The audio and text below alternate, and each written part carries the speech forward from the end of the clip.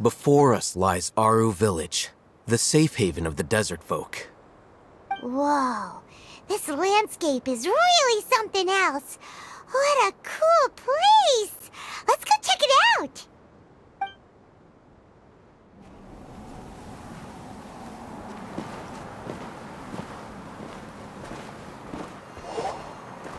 Wow!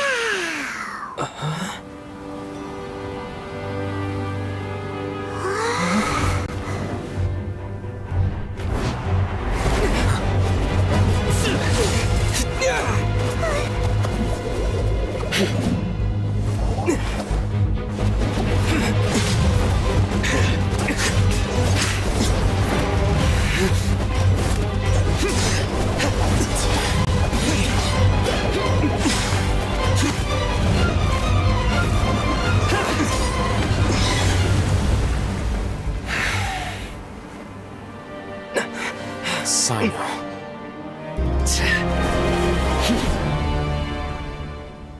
Unless my memory fails me, we have barely spoken 2 words to each other before now at the Academia. Would you care to enlighten me as to when and how I invited the General Mahamatra's wrath? Oh, Hatham. Do not think you can escape my judgment, just because you managed to escape my attack. Judgment? So that's how you'd characterize your actions here, is it? Or would elimination perhaps be a more accurate description? Had I used my full strength, not even this traveler would have been able to stop me. Though styled like an assassination, I sought only to ensure that my target would be unable to flee or resist. Standard practice for the Matra, as well you know. Seemed to me more like your own personal touch. Who is that, Alhaitham? Did you call him General Mahamatra? Yes. General Mahamatra Sino, head of all the Matra at the Academia. He's a formidable hunter, and the ultimate nightmare for any who have committed academic crimes. You seem to have placed a lot of trust in Alhaitham, to the point of blocking an attack for him. If I were you, I'd never choose to side with him. I wouldn't believe a single word that comes out of his mouth. I have been pursuing this scribe for a long time. I urge you, stand back and do not seek to defend him any longer. Otherwise, there will be consequences.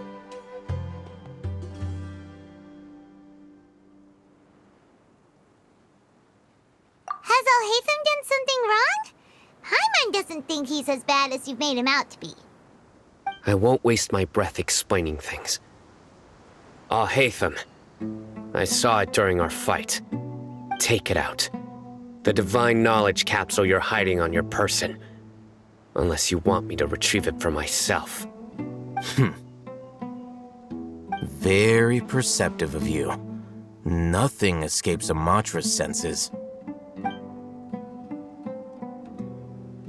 Wait, the divine knowledge capsule? Didn't it fall into the Matra's hands in Port Ormos?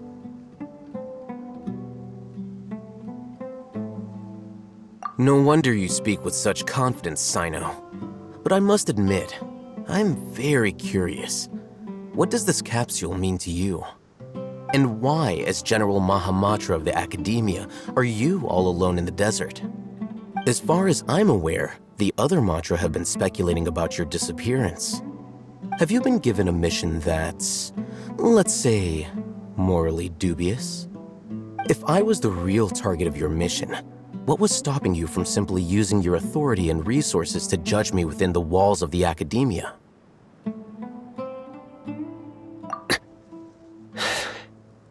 I should have known you'd be difficult to deal with. You two! Ugh!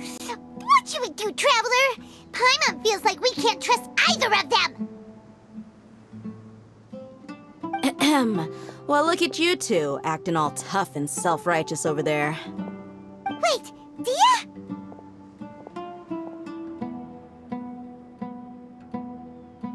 Great! Finally, someone that we can trust! You gotta help us out here, otherwise these two are gonna start fighting again! Yeah, sure looks that way. Two giants from the academia duking it out once and for all. Not something you get to see every day, that's for sure. Listen, I know you academic types love to fill up your big brains with self-righteous morality and lord your empty rules and virtues over each other. But how dare you bring your petty disputes into the safe haven of Aaru village? It seems like someone's gonna have to beat some sense into your thick skulls until you finally learn to respect these grounds.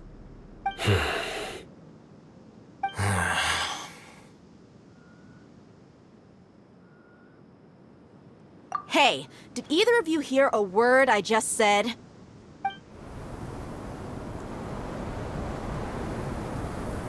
Whoa, what's going on? The wind's so strong. Is this a sandstorm? Paimon's gonna get blown away! Another sandstorm? What's up with these recently? Hey! All of you, over here, quickly! We have to take cover!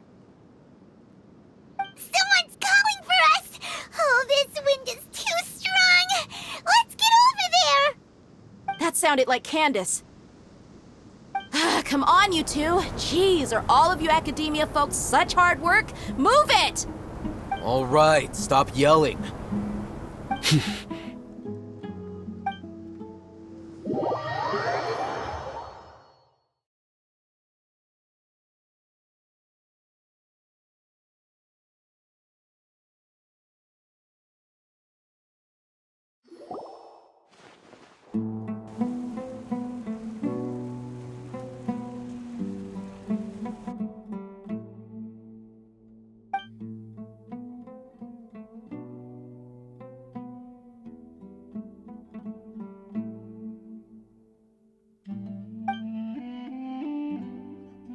Well, this is pretty awkward. Hey, wanna play sardines with three people who wanna tear each other limb from limb?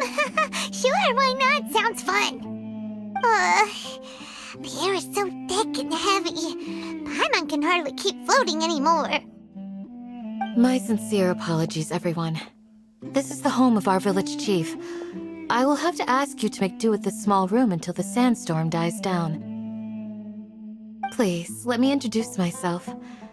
I am Candace, protector of Aaru village. Our savior has come at last!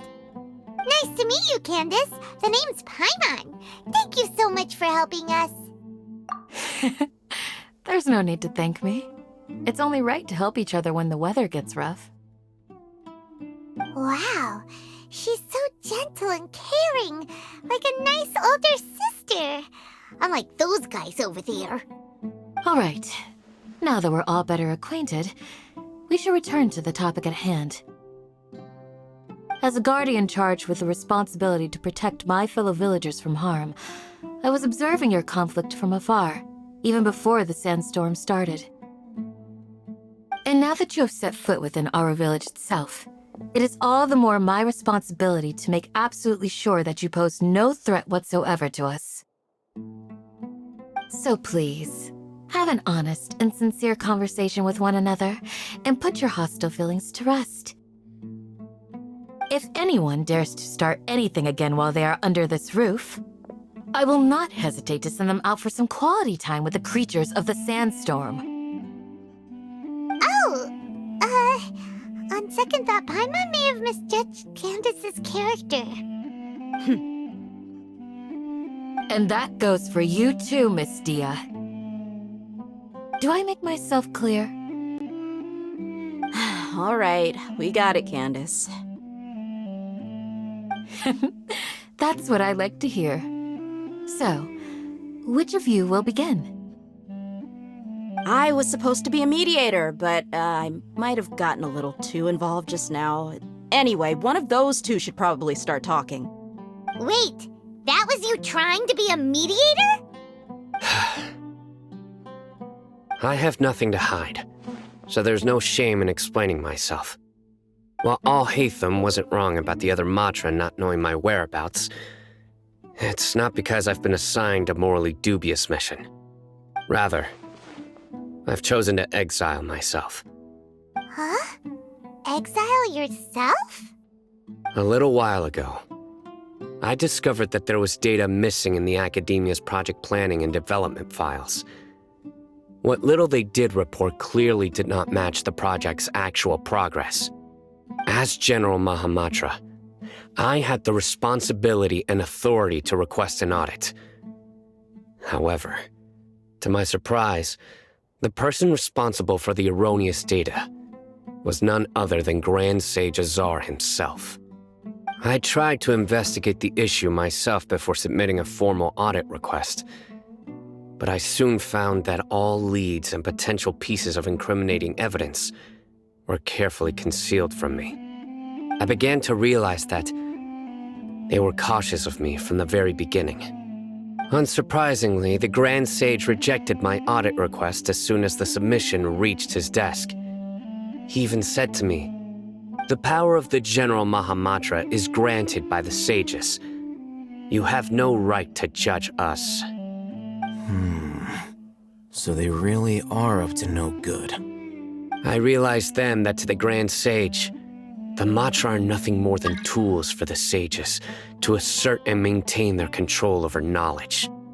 The vows that we took, the principles that we strive to uphold, they are meaningless to the academia of today.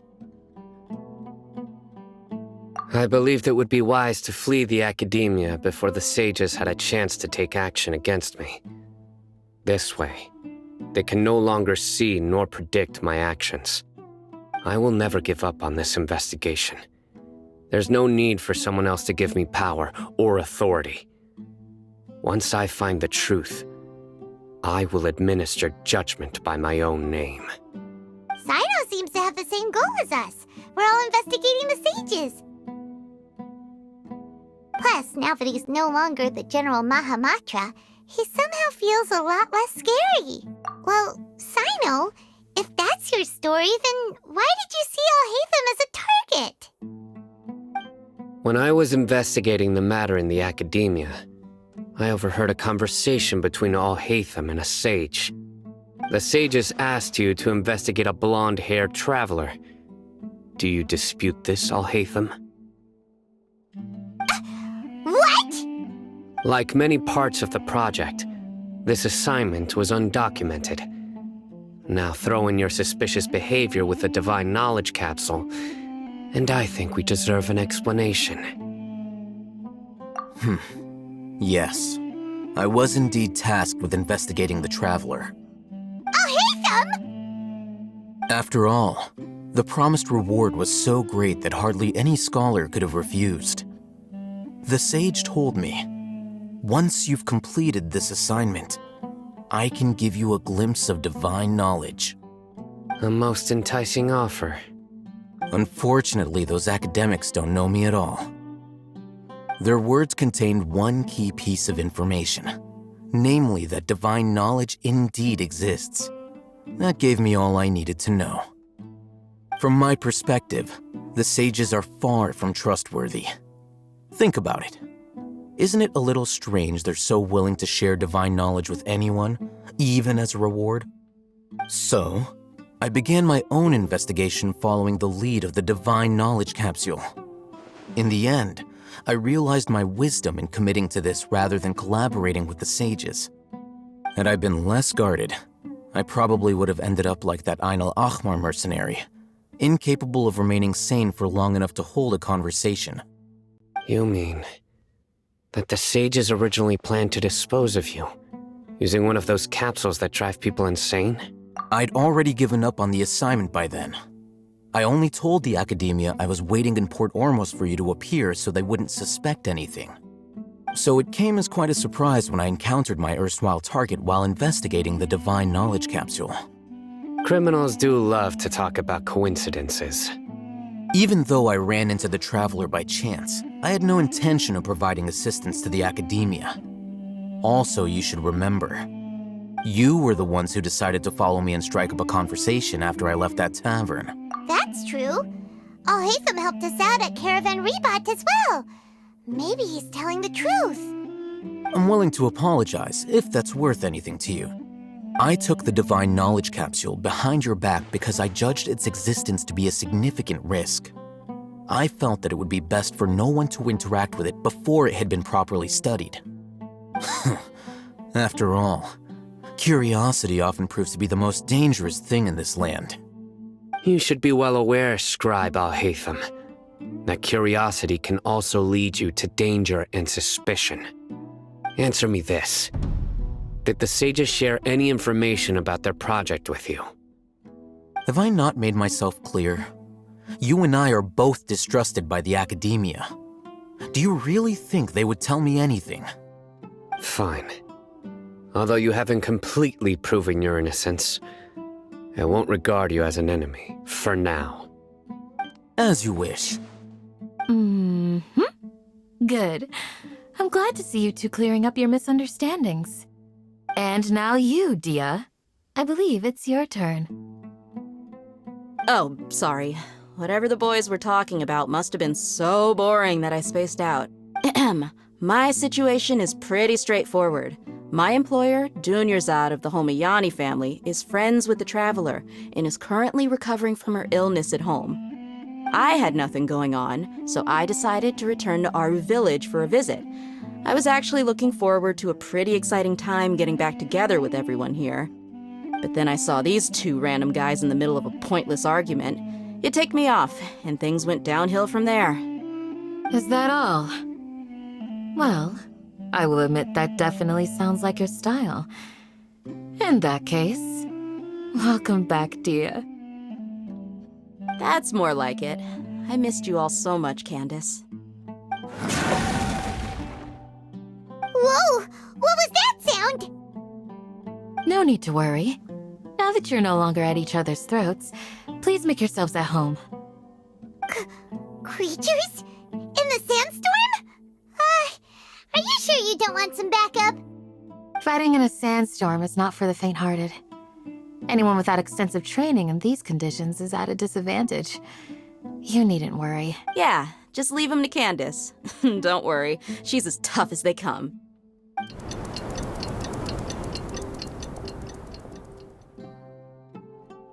The wind's died down. That means the sandstorm's over, right? Candace still isn't back yet, though. Is she alright? Maybe we should go out and check on her. When you put it that way, even I'm starting to feel a little worried. All right, let's go. We've been here long enough, and the boys are as chatty as the floor.